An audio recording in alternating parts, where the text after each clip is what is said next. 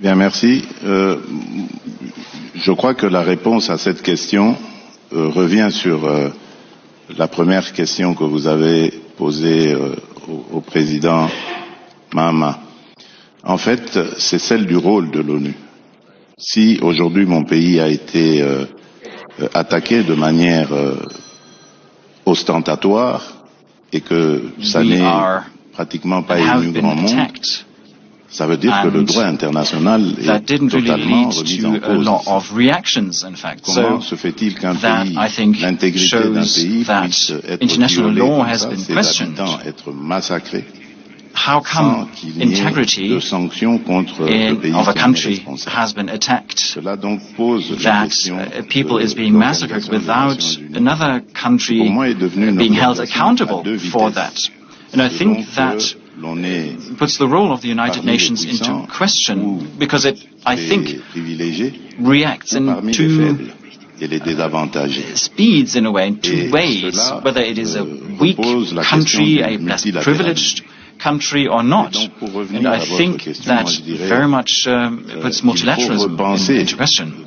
But coming back to your question, I think the entire multilateral system has to be rethought to make sure that a mission like the MONUSCO mission, usually we are talking about UN missions, that they have more ways to act, and that they can actually protect people on site, and that they can actually make sure that international law and humanitarian law is respected. And I think as long as we've not solved this question of multilateralism, as long as it's not really been made clear what role international organizations such as the United Nations play, the international law is going to be disrespected by different parties. And this is a conflict that has been going on for over 20 years in the DRC. The mission has been here for many, many years as well, with the task of providing stability and protecting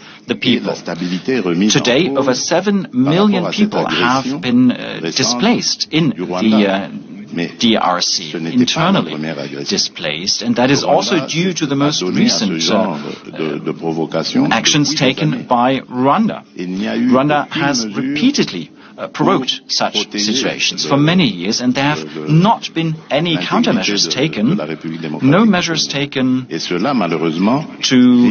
ascertain the territorial integrity of the DRC.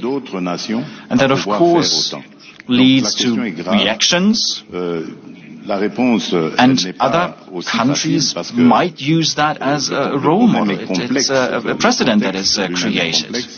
Now, of course, it's a complex issue. The entire conflict itself is very complex, but I think we quickly have to tackle these issues, because in particular on our continent, on the African continent, this can set a precedent